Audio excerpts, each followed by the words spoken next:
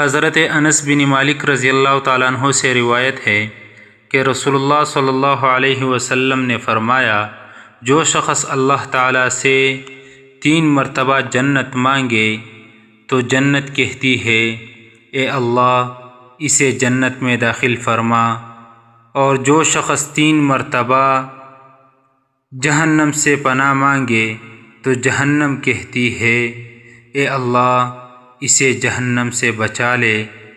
حوالہ جامع الترمذی حدیث نمبر 2572۔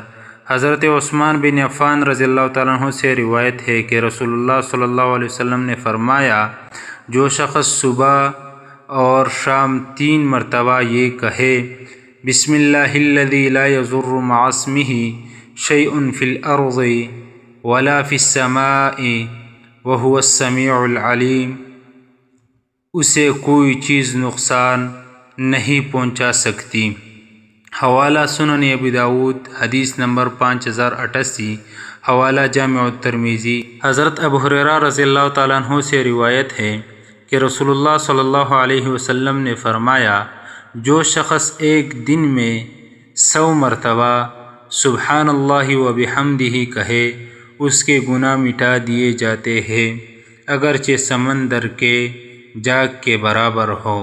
حوالہ صحیح بخاری حدیث نمبر 6405۔